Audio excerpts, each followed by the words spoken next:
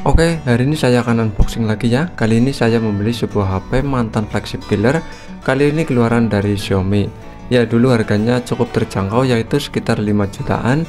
Kita sudah mendapatkan HP dengan spesifikasi yang menurut aku sangat mantap sekali. Dan HP ini sempat menjadi HP idaman ya buat para pecinta game.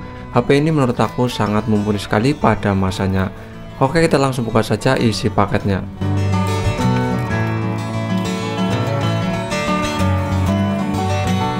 Ini adalah Xiaomi Pocophone F1, HP keluaran sekitar tahun 2018 yang lalu. HP ini sempat menjadi HP idaman ya, karena harganya yang cukup murah, yaitu sekitar 5 jutaan. Kita sudah mendapatkan HP dengan spesifikasi yang sangat mumpuni sekali. Ya, untuk kelengkapannya ini cuma dusnya saja ya, dus dan HP-nya saja, tidak ada kelengkapan seperti charger dan kabel chargernya. Untuk harganya saya dapatkan dengan harga 1,2 jutaan, dan menurut aku sih ini cukup terjangkau lah dengan harga normal sekitar 1,5 sampai 1,6 jutaan. Ya, tergantung kondisi dan tergantung RAM dan internalnya di Xiaomi Pocophone F1 ini. Ya, ini untuk unitnya ya. Untuk unitnya menurut aku sih masih cukup mulus dan masih bisa dibilang mulus lah dengan HP keluaran yang cukup lama, yaitu sekitar tahun 2018 yang lalu. Baik di sisi kanan maupun di sisi kiri menurut aku sih HP ini masih cukup mulus dan masih bisa dibilang mulus ya, sekitar 97%-an. Untuk bagian belakangnya ini sudah ada tempelan garis screen-nya ya, ini bawaan dari sana. Dan untuk bagian depan ini sudah ada pelindungnya dan ini full layar pelindungnya. Jadi menurut aku sih ya mungkin di dalamnya itu sudah ada baret-baret itu seperti itu. Tapi menurut aku sih ini kondisinya masih cukup baik di tahun ini. Dari segi tampilan mungkin HP ini sudah ketinggalan zaman ya, tapi di tahun 2018 yang lalu HP ini tampilannya sangat menarik sekali ya, mirip-mirip seperti iPhone ya. HP ini juga menggunakan layar berponi mirip seperti iPhone. Tapi sayangnya HP ini dagunya cukup tebal, seandainya dagunya tipis mungkin mirip banget seperti iPhone. Untuk desain bagian belakang di tahun ini menurut aku cukup simpel dan cukup minimalis, cuma ada 2 buah kamera dan ada 1 fingerprint. Dan di dalam kamera ada lingkaran berwarna merah ya, yang menandakan bahwa kamera ini sangat bisa diandalkan di Xiaomi Pocophone F1 ini. Dari segi desain sih menurut aku soal selera ya, karena desain ini juga sangat menarik sekali pada masanya dan di tahun ini mungkin sudah tidak menarik lagi. Dan untuk menunya juga ini menggunakan menu seperti stok Android ya. Jadi terlihat simpel dan cukup sederhana. Untuk versi MIUI-nya ini menggunakan MIUI 12.0 dan untuk versi Android-nya ini menggunakan Android 10. Ini tidak akan dapat update lagi ya, karena ini Android terakhir di Xiaomi Pocophone F1 ini. Dan untuk RAM-nya ini menurut aku sih masih cukup gede lah di tahun ini dengan RAM 6GB dan internalnya juga cukup gede yaitu 128GB.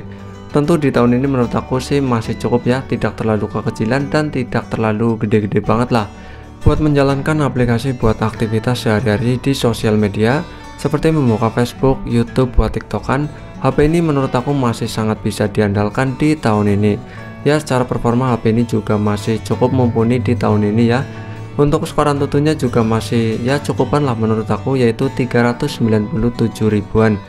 Meski tidak segede Antutu chipset zaman sekarang, tapi HP ini menurut aku masih cukup bisa diandalkan.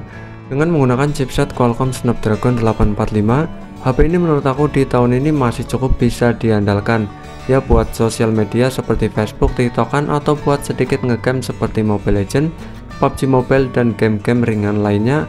HP ini juga masih bisa diandalkan. Dari segi keamanan, HP ini juga sangat bisa diandalkan ya. HP ini menggunakan keamanan yang jarang sekali dipakai di HP-HP lain, yaitu ada Face ID yang menggunakan inframerah. Jadi ini bisa dipakai di gelap-gelapan ya, dan ada fingerprintnya juga.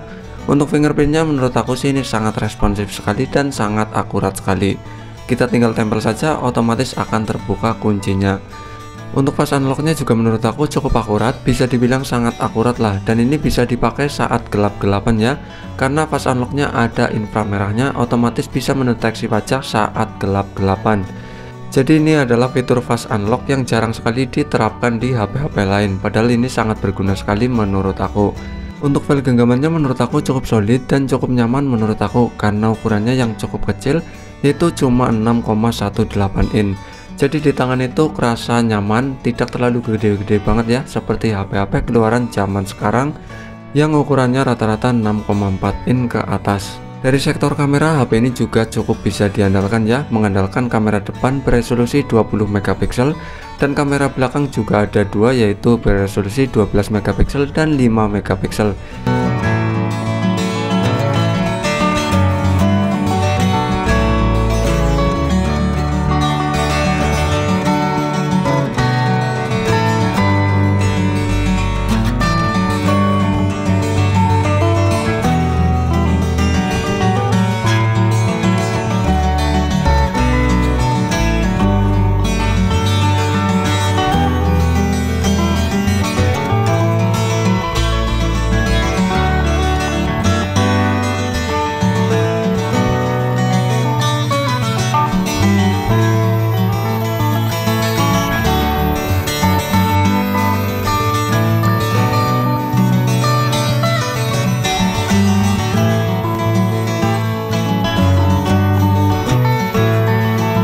HP ini juga sudah dibekali dengan stereo speaker ya. Untuk speakernya juga menurut aku cukup bisa diandalkan dan cukup bagus suaranya.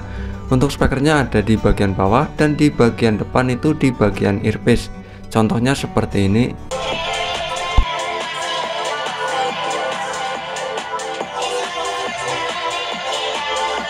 Untuk bermain game, HP ini juga masih cukup bisa diandalkan ya. Di sini saya sudah download 3 game andalan saya, yaitu game PUBG Mobile, Mobile Legends, dan Genshin Impact. Di sini saya akan sedikit mengulasnya ya. Untuk tes game fullnya nanti saya akan bikin video terpisah saja. Game yang pertama yaitu game Mobile Legends Bang Bang. Seperti biasa ya, di sini mendapatkan grafik super dan grafik ultra. Tentu sangat mantap sekali buat bermain game Mobile Legends. Dan untuk bermain game Mobile Legends, HP ini sangat lancar sekali ya. Tidak ada kendala sama sekali, dan ini menurut aku sangat worth it sekali buat bermain game seperti game Mobile Legends.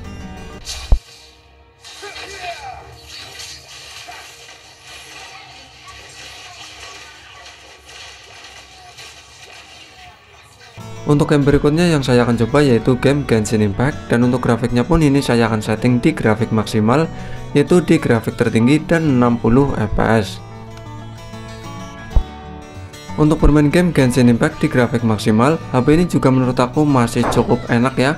Dan ini menurut aku sih ini masih lancar buat bermain game Genshin Impact di grafik maksimal. Untuk full gamenya nanti saya akan bikin video terpisah saja agar pembahasannya lebih enak. Untuk game berikutnya yaitu game PUBG Mobile. Di sini saya akan setting juga untuk grafiknya. Grafiknya itu bisa smooth ekstrim, balance ultra, HD ultra, dan HDR ultra. Itu grafik maksimal di Pocophone F1 ini. Tentu menurut aku cukup mantap ya, atau masih bisa dibilang mantap sekali lah di tahun ini. Untuk giroskopnya juga HP ini menggunakan giroskop hardware ya. Tentu sangat enak sekali buat ngeker-ngeker atau buat ya nyerang musuh lah. Untuk bermain game PUBG Mobile, HP ini masih cukup lancar ya. Untuk ulasan gamenya nanti saya akan bikin video terpisah saja agar pembahasannya lebih menarik.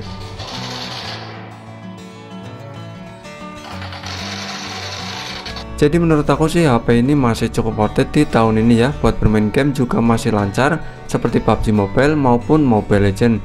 Buat aktivitas sehari-hari sosial media atau buat aktivitas lainnya, HP ini juga masih mendukung menurut aku. Soal kamera juga masih bisa diandalkan. Untuk performa juga masih ngebut menurut aku.